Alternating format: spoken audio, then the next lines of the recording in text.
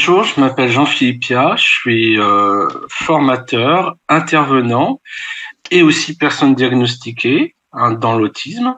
Et aujourd'hui, je vais vous présenter quelque chose qui me tient à cœur, c'est la remédiation cognitive et la participation aussi des personnes autistes dans tout ce qui pour les concerner. Alors, je vais juste faire une présentation rapide de qui je suis. Donc, j'ai écrit deux livres un qui s'appelle Guide de survie de la personne autiste et qui est mon premier livre, qui concernait surtout les personnes autistes comme moi qui disons, pouvaient s'emparer de leur diagnostic ou disons qu'il y avait plus de facilité. Donc c'est mon premier livre. Et mon deuxième livre est à destination des parents et des aidants, voire des professionnels, qui s'appelle Devenir détective de l'autisme. En termes de formation, on le reverra un peu parce que je vais expliquer mon parcours, hein, mais j'ai suivi plusieurs formations, notamment des formations qui sont plutôt proches qui sont en phase avec les recommandations de bonne pratique, donc plutôt de l'ABA et aussi autour des sensorialités. Alors, je vais pas aller plus loin et aussi autour des comportements défis majeurs. Donc, qu'est-ce que c'est qu'être formateur et intervenant en tant que personne autiste? Parce que comme vous l'avez remarqué, quand j'ai déclaré qui je suis, je mets l'autisme à la fin. Parce que je suis formateur avant tout et c'est important que ça soit bien compris. Donc déjà la première chose, j'ai eu un parcours diagnostique un peu difficile puisque c'était tardif avec voilà, à l'époque ma vie professionnelle était nulle, je veux dire la vérité, c'est-à-dire que nulle dans le sens pas je veux dire je ne travaillais pas et j'essayais, ça se passait très très mal. Et puis on m'a orienté vers le centre expert de Créteil et puis j'ai eu ce diagnostic, mais j'ai aussi eu, alors ça c'est un peu la chance d'être pris en charge au centre expert, j'ai aussi eu des remédiations, une remédiation cognitive notamment et une remédiation aussi de type groupe d'habilité sociale. Pour moi, je dirais la première chose, ça a été aussi d'accepter mon diagnostic. Alors bien sûr, quand on fait une démarche de ce type-là, on se dit c'est facile à accepter puisque quelque part on va vers en tout cas soit vers un diagnostic, soit vers une affirmation, mais on sait vers quel diagnostic on se situe. Pour autant, c'est pas toujours évident parce que ça oblige à se dire moi au début quand j'ai eu mon diagnostic et qu'on m'a dit vous savez la TCC près de chez vous il y a pas grand chose, etc. Ça a été aussi un parcours difficile.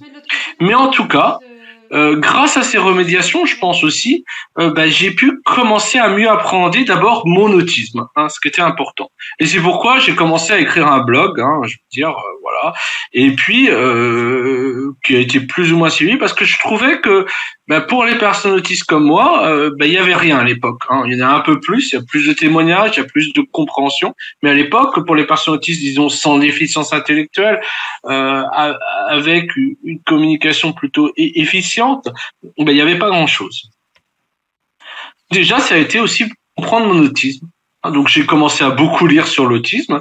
Je n'ai pas lu que sur l'autisme, j'ai lu aussi beaucoup sur la psychiatrie. Alors pourquoi? Parce que souvent dans les techniques psychothérapie, elles étaient souvent faites pour des personnes qui avaient d'autres troubles, mais effectivement on pouvait utiliser ces techniques qui finalement pouvaient s'adapter à l'autisme avec les spécificités de l'autisme. Et j'ai appréhendé en fait qui j'étais aussi au sein de ce qu'on appelle le continuum, c'est-à-dire la continuité diagnostique de l'autisme, mais j'ai pu commencer à mieux comprendre qui j'étais et de fait je me suis formé à l'intervention dans l'autisme. Ça a commencé par une personne autiste qui avait des besoins et que j'avais envie d'aider, tout d'abord bénévolement, et puis peu à peu j'ai eu envie pour lui de me former à l'autisme et puis je me suis formé à l'intervention.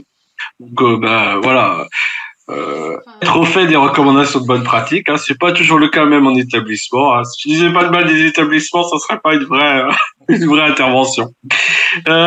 Accepter de se former comme tout professionnel, ou tout au moins, encore une fois, comme tout professionnel qui devrait être formé, parce que des fois c'est un peu compliqué. Mais en tout cas, voilà, ma première mission, ça a été aussi de me former. Donc, parallèlement au fait que j'écrivais pour les personnes autistes comme moi, je me suis formé à l'autisme en général, et notamment avec des personnes qui pouvaient avoir des grosses difficultés, qui pouvaient être orales ou non orales, qui pouvaient être avoir des grosses difficultés d'autonomie. Et du coup, c'était quelque chose qui était important aussi de ne pas non plus. Moi, c'était quelque chose qui me tenait à cœur de ne pas se limiter en quelque sorte à mon autisme, même si ça n'a pas grand sens. Je veux dire par là à un autisme qui serait oral, avec des difficultés qui sont présentes, parce que c'est pas parce qu'on est oral qu'on n'a pas de difficultés. La preuve, moi j'ai eu un parcours assez chaotique, mais pour autant, j'ai longtemps vécu, il faut le dire la vérité, au crochet de mes parents, jusqu'à, je pourrais même dire jusqu'à 40 ans, et j'en ai 45, vous voyez, ou même jusqu'à 42, on pourrait même aller. Mais en tout cas, c'était important aussi de faire cette démarche-là, d'aller vers des formations qui me permettraient de mieux comprendre l'autisme en général. Alors bien sûr, j'ai pas fait que ces formations, j'ai aussi appris par mon propre savoir expérientiel, par le fait que ce que je vivais au niveau des sensorialités, au niveau de la fatigue, au niveau de beaucoup de choses, finalement ça se retrouvait. Et je le voyais par observation souvent. Par observation, parce que maintenant je sais faire passer un profil sensoriel, mais à l'époque je ne savais pas, et pourtant j'avais déjà remarqué que finalement des comportements chez des personnes autistes étaient similaires à ce que je pouvais faire moi en tant que personne autiste, mais peut-être avec une visibilité moindre ou avec une intensité moindre. Et c'est pour ça aussi, je voudrais finir là-dessus, c'est pour ça que j'ai écrit Devenir détective de l'autisme, parce que nous sommes des détectives, et même moi en tant que personne autiste, je suis un détective. Je vais chercher pourquoi un comportement se produit, en regardant est-ce que ça vient des sensorialités, est-ce que ça vient d'un changement, est-ce que ça vient d'un contexte, est-ce que ça vient... Et une fois que j'ai répondu à cette question, pourquoi ce comportement se produit, je vais déjà avoir plein de clés pour pouvoir intervenir. Et mon observation, ma connaissance personnelle et extérieure de l'autisme m'ont beaucoup servi à ça. Donc j'ai commencé à intervenir, et intervenir en tant que personne autiste, c'est pas non plus évident. Des fois je dis ça en m'amusant, alors je veux vraiment pas, je dirais que des personnes autistes un peu qui crient ne sont pas ASPI friendly, dans le sens il y a beaucoup de sensorialité quand on est face à des personnes autistes qui crient, qui vous touchent, qui vous même le mythe que les personnes autistes n'ont pas de contact tactile, ça dépend tout à fait des personnes autistes. Il y en a au contraire qui vont rechercher le contact tactile et du coup vont toucher, etc. Et moi j'ai horreur de ça. Et puis comme j'intervenais en libéral, il y a tout le contexte social. Ça aurait été pareil en établissement, c'est-à-dire avec les parents, comment bien gérer les relations avec les parents, comment bien gérer, parce que on n'intervient pas, on fait 1 heure, on repart, on n'a pas dit un mot, c'est pas ça. Donc, et puis s'adapter à la personne autiste en face. Et ça aussi c'est important. C'est aussi me dire que par exemple moi qui suis plutôt hyposensible, la personne en face ça peut être tout à fait hypersensible sensoriellement, et elle est complètement différente de moi sur ce point-là. Par contre, je veux pas qu'on comprenne par ça qu'il y a autant d'autisme que d'autistes. Non, il y a une continuité de spécificité. Alors, quel apport j'ai eu en tant qu'intervenant, formateur et être autiste finalement? Déjà, une expertise de mon vécu personnel. Alors, ça peut paraître bizarre de dire que je suis expert de mon vécu, mais effectivement, comme disaient des proches, je crois, quelque chose comme en ce qui me concerne, je suis la référence. Oui, évidemment. En ce qui me concerne, je suis la référence. Donc, mais aussi cette expertise, il faut à un moment dépasser son vécu, regarder son vécu comme un être distant de ce vécu, et pourquoi j'ai eu ce vécu, qu'est-ce qu'aurait pu améliorer ce vécu, par exemple un diagnostic plus précoce, peut-être aussi une meilleure organisation de l'aide de type ergothérapeutique, des choses comme ça qui auraient pu m'aider à mieux m'organiser au niveau des fonctions exécutives par exemple. Donc un intérêt spécifique. Et oui, l'autisme pour moi est quelque chose de très important. Hein. Tous les jours, je lis sur l'autisme. Tous les jours, bon là, juste avant, je lisais encore sur l'autisme. Hein. Là, par exemple, c'était savoir si l'âge de 5 ans, par exemple, si le développement oral pouvait se faire, en quelle proportion le développement oral se faisait après l'âge de 5 ans, par exemple. C'était quelque chose que je voulais lire.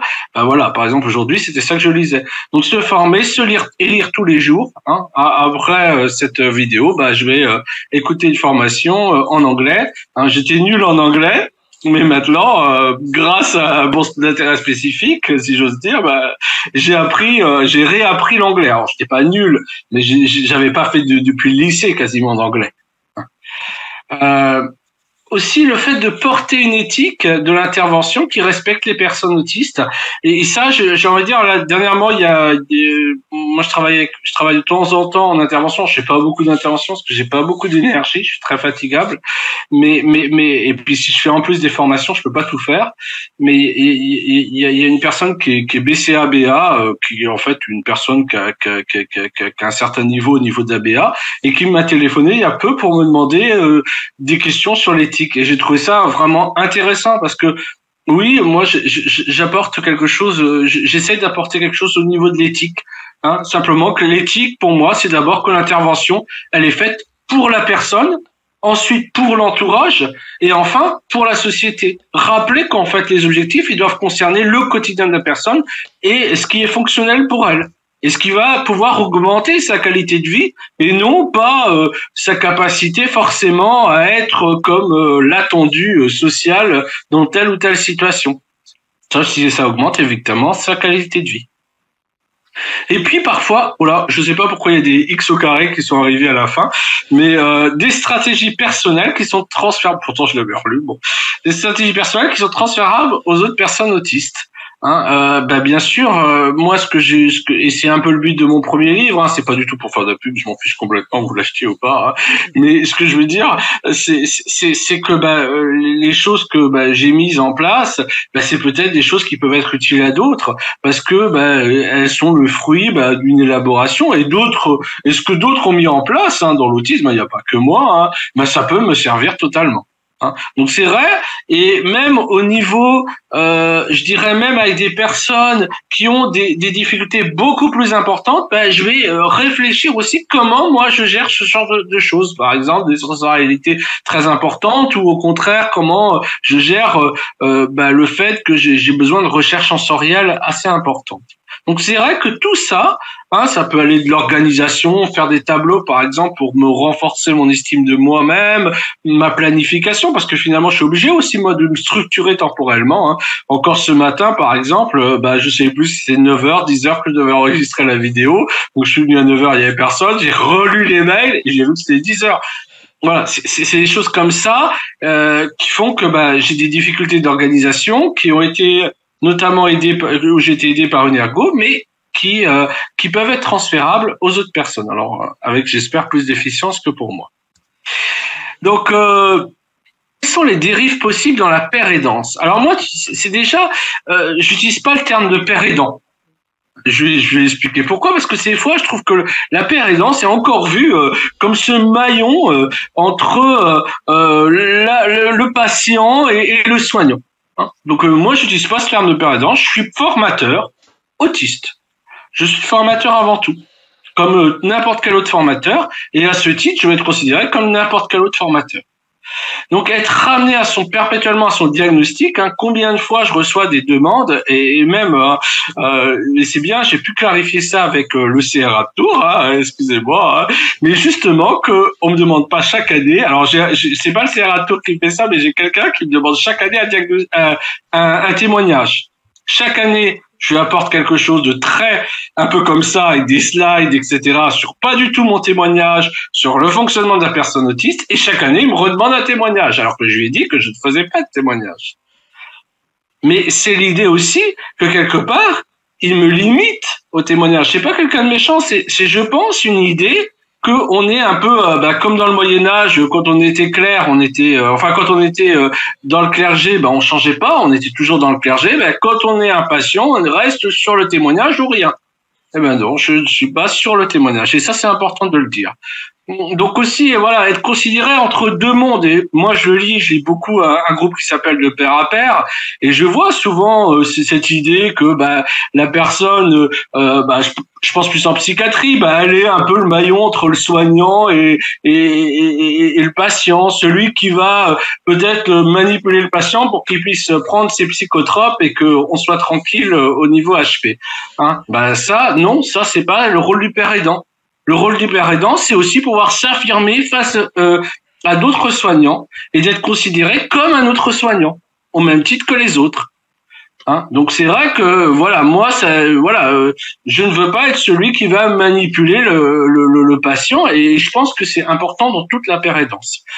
Et puis, des fois, hein, on le voit avec la caution autiste, hein, on a embauché une personne autiste, c'est bien, hein, même s'il n'est pas vraiment, c'est juste pour dire, voilà, hein, ça se fait beaucoup, je suis désolé, au gouvernement, hein, on participe à des tas de réunions, des fois, on n'a pas grand-chose à dire, et c'est vrai que des fois, on se demande si on n'est pas là juste pour dire, les personnes autistes ont participé. Regardez, ou même dans ce qu'on appelle de la recherche participative, ça peut être des fois tomber là-dedans. C'est-à-dire qu'on a consulté une personne autiste, mais on l'écoute pas vraiment. Hein. On est là pour dire, voilà, comme ça on pourra mettre l'estampille recherche participative. Et ça, je suis désolé, c'est pas quelque chose qui me semble être souhaitable pour la père aidance. Et puis, attention, hein, de pas être payé pour ses prestations, hein, avec un risque de précarité. Oui, quand on fait des conférences, en général, le psychiatre qui vient, les professionnels qui viennent, ça fait partie de leur travail. Ils sont rémunérés, mais le seul qui est pas rémunéré et qui a du mal même à être défrayé, c'est la personne en tant que le père aidant, en quelque sorte. Donc ça, c'est complètement anormal. Et ça, il faut le rappeler. Je suis désolé, hein, c'est quelque chose. Non, être défrayé, c'est normal. Déjà, on devrait même pas avoir à le demander. Je veux dire. Et des fois, faire 2 heures de route, non, je serais pas 3 heures de route pour faire une sensibilisation de 30 minutes. Puis après, refaire 3 heures de route. On ne demanderait jamais ça à quelqu'un d'autre. Donc, à un moment, il faut aussi, je pense, il faut aussi rappeler que voilà, nous faisons un travail et à ce titre, nous devons être rémunérés comme les autres qui font ce travail, comme le psychiatre qui vient, comme le neurologue, comme je sais pas qui, mais voilà, comme les médecins, etc. Puisque nous sommes invités au même titre que les autres. J'espère que je suis pas trop dans la revendication. J'aurais dû rajouter militant, je crois. Du coup, alors comment les professionnels nous considérer, parce que ça va bien dire toujours du mal, mais justement, en donnant des pistes, hein, voilà. Un vrai professionnel, tout simplement, avec une formation et des diplômes, avec un savoir expérientiel. Alors il y a des diplômes, hein, je pense au DU père aidant, le licence de médiateur père, que je connais bien la présidente, Bérénice Thérédel, mais malgré tout, j'ai l'impression, alors moi j'ai pas lu le programme, mais j'ai l'impression que c'est pas forcément le plus pertinent pour le public que je visais, c'est-à-dire pour des personnes autistes, non-orales, enfants.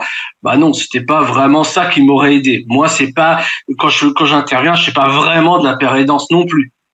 Donc c'est vrai que, mais comme un vrai professionnel, je pense qu'il faut considérer les personnes qui ont fait ce parcours comme des vrais professionnels, tout simplement comme les autres. Donc comme un membre de l'équipe qui a son avis, qui peut donner son avis autant que les autres et que l'on intègre à toutes les décisions comme les autres, évidemment. Hein. Je dis pas qu'il doit être mieux considéré, non, il doit être comme les autres. Et puis, comme une personne autiste quand même, parce que peut-être qu'on a besoin d'adaptation de poste. Hein, alors c'est sûr, là pour le coup, c'est pas être considéré comme les autres, mais c'est vrai que des fois il y a des choses qui peuvent être mises en place pour aider la personne autiste. Alors ça peut être d'un aménagement de poste au niveau visuel, sensoriel ou cognitif. Ça peut être par exemple des prises de rendez-vous, ça peut être des rappels, ça peut être aussi par la communication, qu'elle soit plus explicite, moins abstraite, moins métaphorique, mais aussi comme une personne autiste qui a des connaissances et une expertise de son sujet, qui n'est pas que lui, qui est aussi l'autisme, hein, bien sûr, quand il a fait toutes ces démarches. Donc, en conclusion, hein, je ne sais pas si je suis dans les temps, alors on va dire que je suis dans les temps.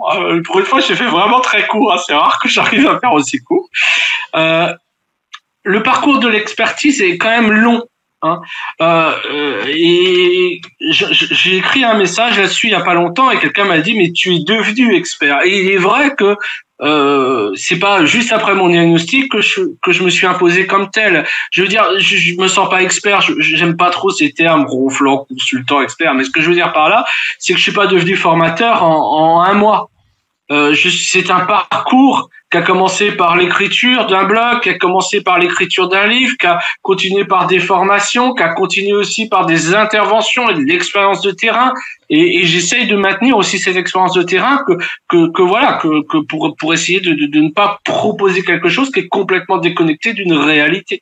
Hein. Et puis beaucoup de lecture. Et lecture, ça passe aussi, et je par les parents. Moi, je lis beaucoup les parents parce que les parents me mettent face à des réalités qu'ils vivent et qui me permettent de mieux réfléchir à comment je peux aider une personne autiste au sein de sa famille. Ben voilà. Je dirais, j'encourage aussi les professionnels à lire les parents, c'est très important, et à les écouter surtout. Les personnes diagnostiquées expertes sont de vrais professionnels avant tout, qui doivent être considérés comme tels et se concernent tous les aspects, statut, rémunération. Je suis désolé de parler de ça, mais j'ai plein d'amis pères aidants qui heureusement ont parfois la hache, mais ceux qui n'ont pas la hache vivent dans la précarité. Alors ça va, c'est ce qui est complètement anormal, parce que et pourtant qui ont plein d'activités non rémunérées. Je dis pas ça pour moi. Heureusement, que ce soit Format Vision, les Béducs, Déclic, etc., me paye et vraiment, je n'ai rien à me plaindre et je me paye comme tous les autres. L'apport du diagnostic dans la pratique est important et on peut dire qu'au cours de l'histoire, on s'est rendu compte que ça a conduit à une des meilleures compréhensions au niveau des sensorialités, au niveau de la fatigue, mais aussi au niveau de l'éthique. L'éthique professionnelle et ça, l'éthique de l'intervention, je pense que c'est aujourd'hui qu'il faut commencer à la réinterroger. Voilà, moi je vous dis, je suis formé à l'ABA. L'ABA peut être tout à fait éthique, mais peut être tout à fait non éthique. Et il n'y a pas que l'ABA d'ailleurs. Alors idéalement, il y a un code éthique. Est-ce qu'il est toujours suivi? Malheureusement, c'est la question. Mais en tout cas, il y a une éthique de l'ABA, il faut la suivre. Et puis il y a une éthique qui intègre de plus en plus. Moi, j'ai fait des formations justement là-dessus, qui intègre de plus en plus les demandes de personnes diagnostiquées, c'est-à-dire par exemple ne pas travailler le contact oculaire forcé, par exemple. Un point qui reste complexe, c'est aussi qu'est-ce qu'on peut apporter nous en termes de décision politique. Parfois, moi, je fais des commissions et j'avoue que tous les tenants et les aboutissants, autant je peux parler d'intervention, autant sur des statuts, sur des appels d'offres, sur des choses comme ça, je me sens complètement démuni et j'ai même pas l'envie. Il y a beaucoup de personnes autistes qui n'ont pas forcément l'envie d'aller dans ce type de commission, qui est quand même qui sont des commissions très sociales. Alors, c'est vrai que parfois, je trouve que c'est bien l'autoreprésentation, mais parfois, je préférerais qu'on me prenne une heure, qu'on m'interviewe en tant que intervenant, etc., formateur, et me dire voilà comment vous voyez les choses, plutôt que de passer 10 heures dans des commissions où quand même beaucoup de compréhension, beaucoup d'enjeux m'échappent. En tout cas, j'espère que j'ai présenté mon parcours et puis surtout présenté ce que j'aimerais que soit la participation. La participation aussi dans les études, mais une vraie participation de l'initiation d'études jusqu'à la finalité d'études, avec une vraie continuité de la personne autiste et pas seulement une interrogation au cours de l'étude, alors qu'on a déjà choisi 90% de ce qui allait être mis en place. Donc voilà, j'espère vraiment avoir tout présenté. Puis merci de l'invitation et j'espère que j'ai pas trop été, comment on dit, bousculant, je sais pas. Voilà. Merci à vous. C'est ce que tu avais fait